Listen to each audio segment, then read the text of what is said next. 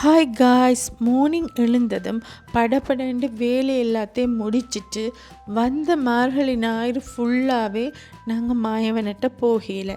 மாயவனட்ட போகாட்டி மனசு கொஞ்சம் சஞ்சலமாக இருக்கும். அதால் இதுதான் கடைசி ஞாயிறுன்றபடியால் மாயவனட்டை எப்படியாவது போகணுமென்று மாயவனட்ட போய் அவற்றை அருளை பெற்றுட்டான். அதுக்கு பிறகு லஞ்ச் எல்லாம் வடிவாக சாப்பிட்டுட்டு இன்றைக்கு டின்னர் சப்பாத்தியும் ஒரு மசாலா கிரேவியும் தான். இந்த மசாலா கிரேவி நான் ஒரு காலம் செய்யலை. ஆனால் இதை யாரை செஞ்சீங்களும் எனக்கு தெரியாது. ஆனால் நான் இதை புதுசாக கண்டுபிடிச்சு செஞ்சேன்.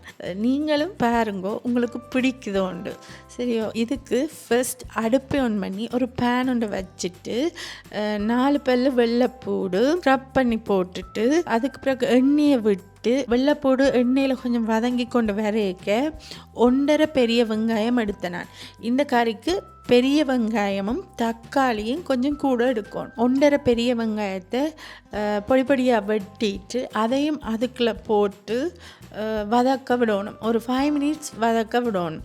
வதக்கின பிறகு கடைசியாக குட்டி தக்காளி பழம் 4 எடுத்தேன். அதையும் வதங்க விடணும். வதங்கினதும் அதுக்குள்ளே தேவையான அளவு உப்பு கொஞ்சம் சேர்ந்த பிறகு கரம் மசாலா தூள், மசாலாத்தூள், தேவையான அளவு மிளகாய்த்தூள் போட்டு வதங்கணும். வதங்கி கொண்டு வரைக்க அடுப்பை ஒரு கொஞ்சம் குறைச்சி விட்டுட்டு ஒரு 2 மினிட்ஸில் கொஞ்சம் ஒரு 1/2 டம்ளர் தண்ணி விடணும். தண்ணி விட்டு அது கொஞ்சம் வற்றி கொண்டு வந்த பிறகு அடுப்பை ஆஃப் பண்ணிவிட்டு சப்பாத்தியோட இது எடுத்து சாப்பிட்டா டேஸ்ட் சூப்பராக இருக்கும்.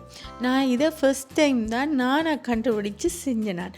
நீங்களும் செஞ்சு பாருங்க. உங்களுக்கு பிடிச்சிருந்தா எனக்கு கமெண்டில் சொல்லுங்கள். ஓகே, பாய், ஹாப்பி குக்கிங்.